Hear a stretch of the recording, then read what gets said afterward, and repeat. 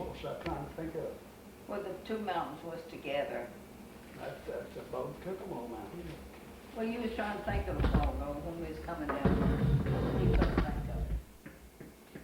There's something else I was trying to think of. You gonna put your feet up? Ma'am? You wanna put your feet up? Oh, you'll take me a picture of my feet up? Yeah, you need to put your feet up. You need to very much keep 'em up. You want to take my big foot, huh? Well, there's ain't wrong with you, man. Yeah, okay. Where's Patty?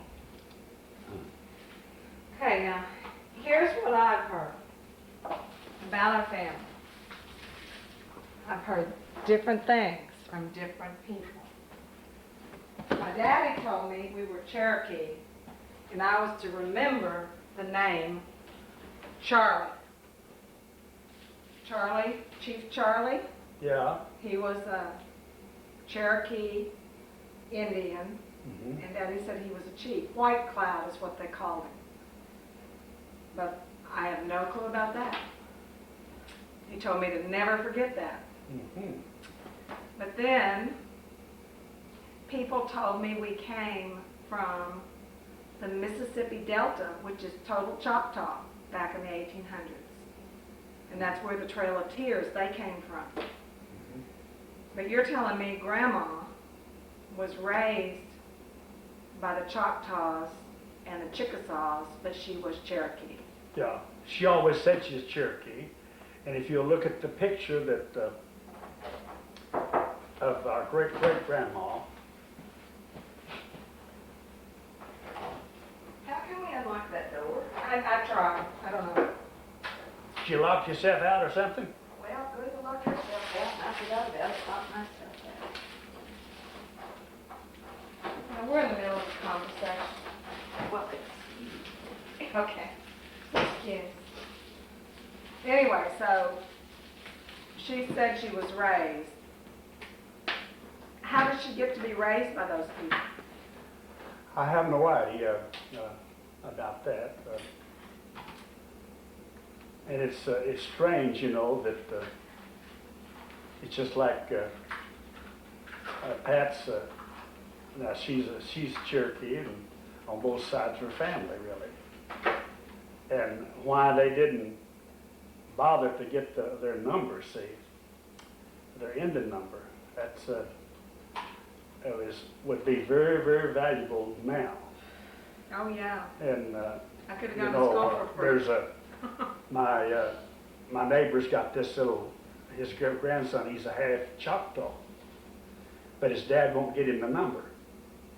And I was trying to get Robert, that's my neighbor, he said he'd have to go plumb to Mississippi to get the number.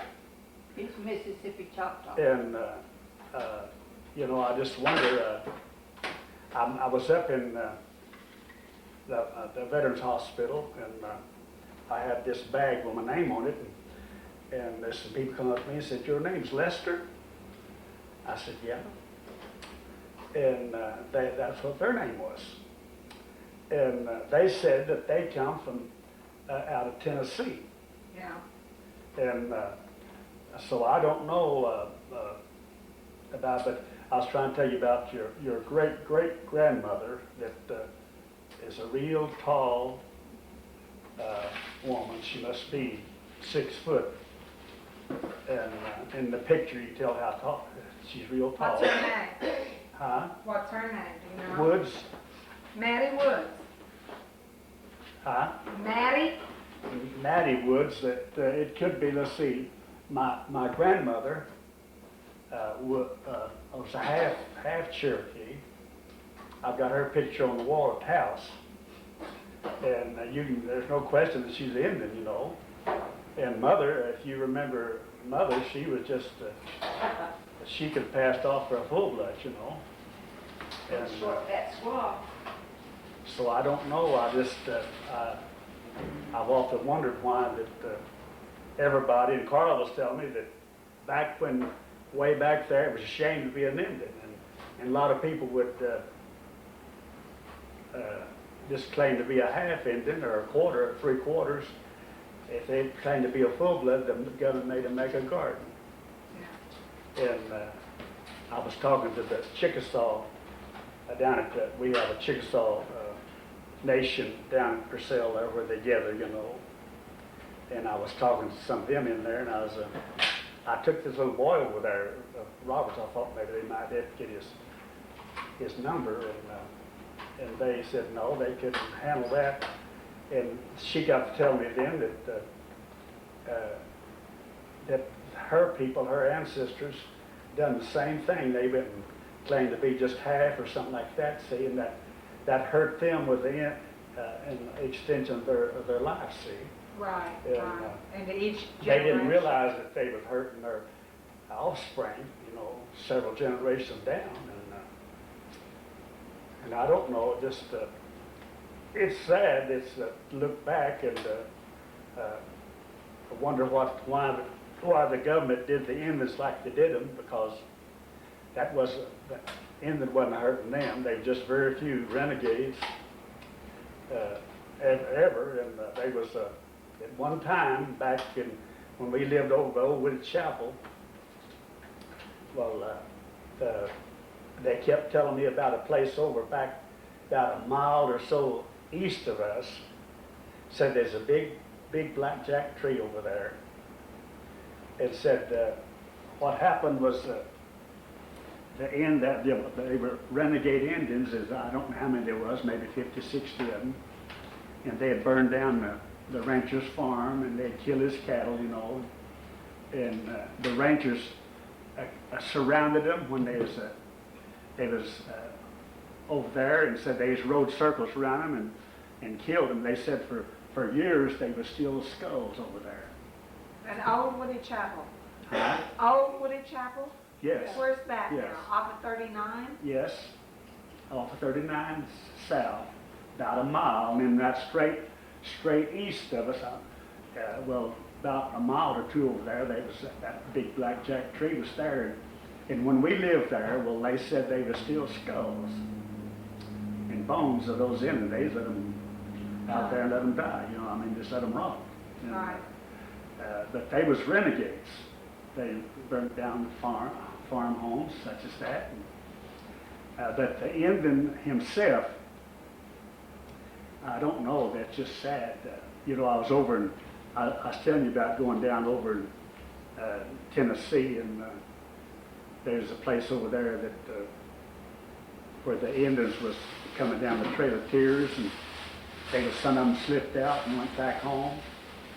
And you could drive down this street, and there's little Indians playing all up and down the street, and this big old Indian standing over here all dressed up. You could have your picture made with him, you know. Yeah. And they said that when they just slipped back and went back home, and why they didn't leave the Indian alone, I can't never figure it out. The Indian wasn't bothering the white man. Very occasionally, hardly ever, they was ever, Yeah. and we had outlaws among us, you know. Kind of like terrorists nowadays. Yes, yes. We're going to eradicate everybody, get them under control. And you know, I don't know, there's places, how many tribes of Indians were there? There was thousands of tribes, different tribes. And the most famous ones, of course, is the Chickasaw, and the Choctaw, and the Cherokee, and the most famous ones, you know. There was civilized, they call them civilized tribes. That there was other tribes that, thousands of them, they said, that, why they just didn't leave the Indian alone, I can't never figure that out. And the Indians said what it was, they was wanting their land. I suppose that made the thing too. But much land that was in Oklahoma that all around here and all over the United States, so they wasn't no need of them taking their land away from them. Well, they're gonna make them civilized. They put them in these reservations and try to make them white. Just like that old fellow that over here east of us, over on the Washita River by Chickasha. run through there and killed all them mothers and their children. Just, I don't know, I didn't know how many there was of them.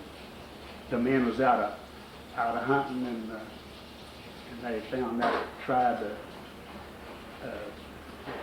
that was camped, and they just went through there. He went through there and killed all of them. But they kept on. The Indians got him way back up in Ohio, way back in the northern United States. You talking about Custer? Yeah. General Custer. Oh, I tell you, he must have been I can't figure why he would kill all the women and children, helpless little people like they were. Yeah, you just don't know. They followed him on, and they had people that some Indians that would go and spy for him and allow, and he sent them out over there where they killed him. Well, they went and seen him and said, they came back and told him. He said, "There's more Indians than we got bullets." And they surrounded him, and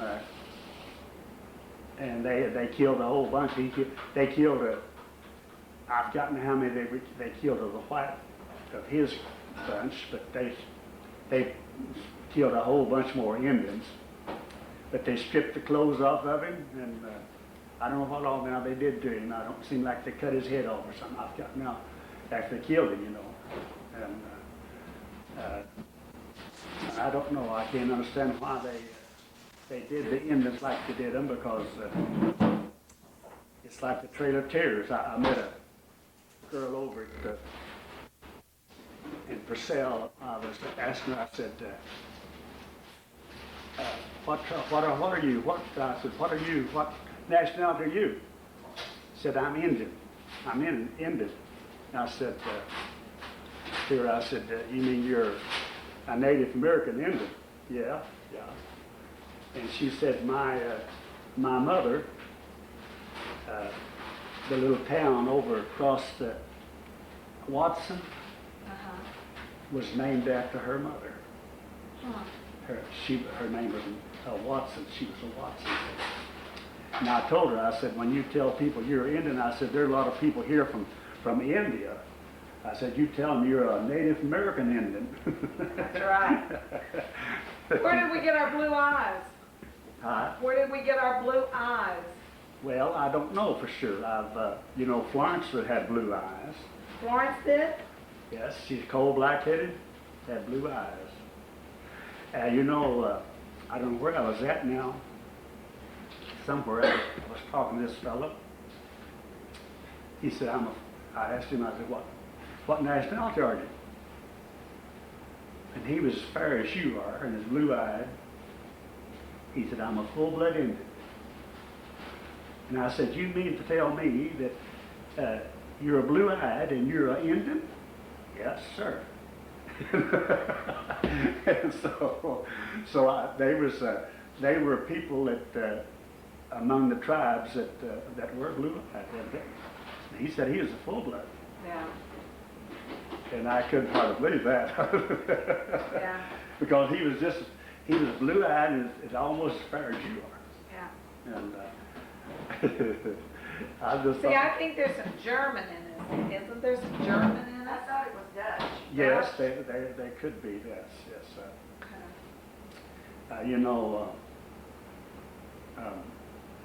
Mother, I don't know if she was her mother and her mother. What was her mother's name? My grandmother. Well, there's one time it was Dead Wally. Right, what was her first name? I don't know that I ever heard her first name. I'm sure that she had a first name, but I don't recall. And her mother was that big, tall Cherokee I was telling you about. Right. And I don't know her first name, but both of them was Woods. No, while we're here, I want us to go down in the graveyard and you can go by Grandpa Lester's grave and Mother Grandma Lester's also there. Where does the samples come in at? Well, That was Grandma's she, dad, wasn't it? yes, he was a sample, evidently. That see, now there it is, comes in again. That is Irish, and so Mother had some Irish in her. Didn't she have some Dutch? Well, it's possible, but I don't know for sure what about that. But no, I wish that we knew more about our people. That The older boys know more than did I tell you Jessie. about? I was talking to somebody, and we lived here at Smithville, and there was an old fella come up to me, and he told me, he said, your grandpa told me, said when you walk by my grave, said you say there lays the truth, that I never did tell it. And you know, he was an outlaw. Who was? Grandpa Lester. My Charlie. grandpa. Charlie. Charlie, that's He's an Charles Leonard. no, I don't know what his middle name was, but my dad always called him Charlie. But he was married to Mary Bracken. He's what? Married to Mary Bracken? No, I don't know about that. She was a Mary Brackeen, a Very Brackeen. keen. Bracken. Yeah. And you know, there's a little nice long story about that Brackeen name. She was from England. That name come from England, and our Lester name did too. And there was some officials from England come hunting up the Brackeens, and we had some that lived at Wayne. And Carl was telling me this, I believe, and said that there was two brothers by that name that came across from England, and they got mad at each other, and one of them spelled his name one letter different, so he couldn't claim kin to that other. And when they come a hunting for that Brackeen, that one letter prevented them from receiving that great estate from England. Wow. So I don't know. I wonder if they couldn't have fought it and won it, but that one letter caused them not to receive that estate. And so. How funny. Okay, so Charlie was an outlaw. Yep. Yes, he was. Him and his gang captured the governor and held him for ransom. And Which governor? what I say? Which governor? I don't recall the governor. You remember the It year? was way back. See, that didn't have to have been one of the first governors of Oklahoma, of old Oklahoma. And they was from way down in Tennessee or somewhere down in there, wasn't it? And he rode with this outlaw gang. And that was Lewis's, our grandpa's Yeah. daddy. Yeah, Okay. yeah.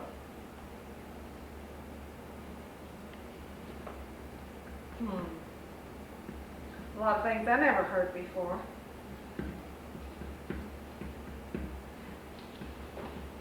Now you were in the Army, weren't you? Yeah.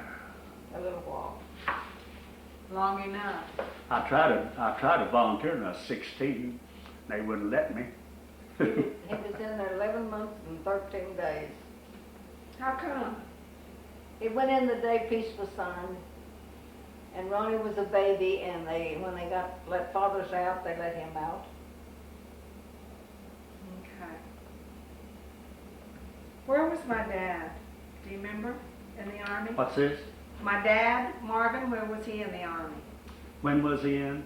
Yeah. How long? No. What unit and stuff was he in? Okay. What unit was he in? You know? He was,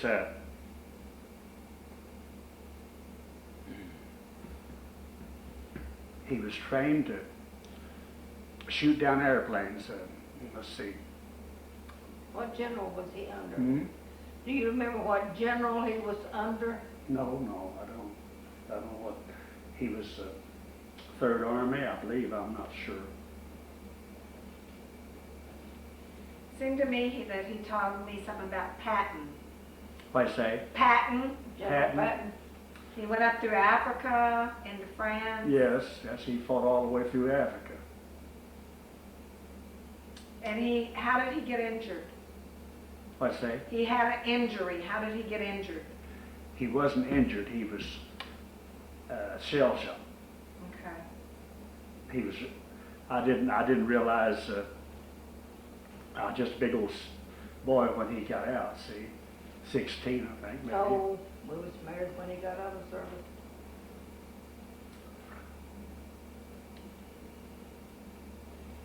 I thought he was in a hospital in France. Well, if he was, I don't remember With a head anybody saying injury. anything about it. He may have been, but I started telling you about. I was 1/4 of July. He was home, and me and him was. I was shooting firecrackers, you know, and I looked over at Marvin, and he was just trembling and shaking all over, and I stopped my firecracker, Yeah. and then I realized what a bad situation he had been in.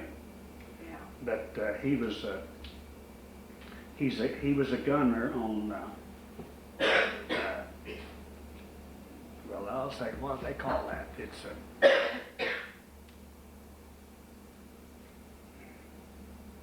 shooting down airplanes. He was in an airplane, or he was on the ground? He's on the ground, and I'm trying to think about the name of that. He was telling me one time about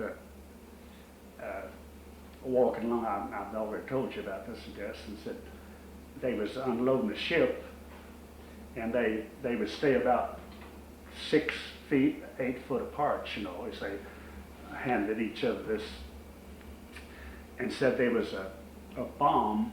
There was a bomb on the Germans was bombing them, and he said that it was one of them bombs that wrapped down between him and his next man, and they said it didn't go off. Wow, thank God. And just things like that just made him so nervous, worked on his mind and everything till, but he was in the front lines for 22 months. Yeah. No let up, nothing, all through Africa and went through Sicily, see. I was wondering, hey, In Orland, of course, he went through Sicily and got over in Italy and was killed just outside of Rome. And no, Marvin said, told me one time about, said that they had made 2 invasions, like come off the sea, you know, going, making a beachhead. And he said it in the daytime, said you didn't have the same chance as the enemy did. And said at night, said you had this good a chance he did. And that he'd made one daytime invasion and one at night. And I don't know just which one it was Africa or where it was at the daytime or the night. I don't know which one the other was, you know. And, no, I was talking to a friend, a buddy that I work with, and he was a German, and he was a captain or something. He's an officer in Hitler's army. And I asked him one day, I said, what did Hitler have in mind? Well, he said he's going to take the whole earth, have 1,000 years of peace. Yeah. See that, you know, the Bible speaks about the Antichrist, and they claim that the first German of the World War I was the first Antichrist. Hitler was the second one, and the third one yet is to be revealed. And see, and I think it's Bush. Huh? I think it's Bush. You think it's Bush? Yeah, it's Well, not, because he has to be European, I think. The Bible says it's European. Well, you know, if this Hussein, if he'd got the atomic bomb, he would have been the one. Yeah. He'd left to kill. They claim that they'll start come back with the beheading of people, you know, and they'll behead all the Christians and all the. Wow. There was some girls that from the Jehovah's Witness over at my house the other day, and wife, I usually just run them off, just tell them leave. Right. And, but I invited them in, and I think, well, I'll just testify to them, you know, and I can't preach anymore, I ain't got enough breath, and so I just do all the testifying I could, and I was telling them about Hitler. He killed a terrible bunch of the Jehovah's Witnesses in Europe. Wow. And you do that? No. Well, he did, and I wanted to holler and tell him. I said, that's one thing I sure appreciate Hitler doing. I did. You're devilish. Ooh, you're going to go to hell. Be careful. Be careful. People talk about dying for the Lord. Well, I'm like that fellow that this year psychiatrist was questioning, see what he is mentally disturbed or not, and said he asked him about dying, and he said, well, he's looking forward to dying, and the psychiatrist marked him down as mentally disturbed. How funny. You need to put your feet up. Oh, I want to see if this is I'll leave working. them down, I'll die sooner. No, you I'm don't need to looking be forward dying. to dying. We don't want you to die. Yeah. Not now. It's been trying to die for about. Are you still taking my picture? Well, yeah, I am, but I'm going to stop Oh here in a my minute. goodness! It's working. If it ain't, you got to talk again, again, again. Oh, does anybody want any more iced tea or anything? I don't believe so. Don't believe I don't. That's the Lord. Patty went to bed on. Well, there's my oxygen bottle. What? There's my oxygen bottle over here. Yeah, they brought it in. I told them I get too hot in my car.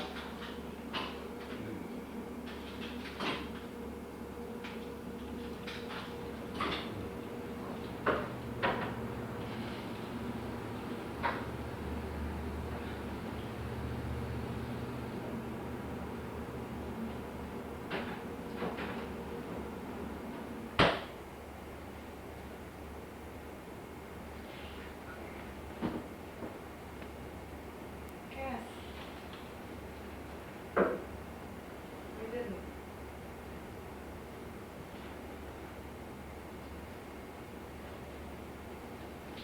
Oh, what else can you tell me?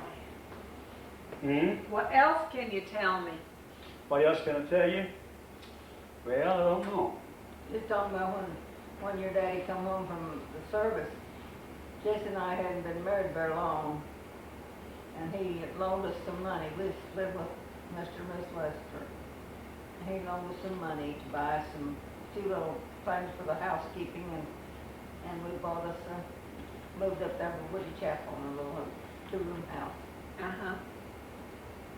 And Eddie May and him and Eddie May was going to get married. And her and I went to the city and she bought her wedding dress then. I remember that real well because Jessie took our little away model Ford over to town to be worked on, and I hadn't drove a car but maybe a half a mile. I had never drove a car, and he said, I'd watched Jessie drive it, and so he asked me, he said, do you think when your nephew comes back to Purcell, do you think you could drive that car home? Well, I got it out to Woody Chapel on a half a mile, just down the hill there, and it died on me, and it wouldn't start no more. Oh, no. So, and we had to, I think we walked over to the house or something, and I just had to go get it. Oh. But Well, how did y'all get to the city? Who drove? Jesse took us to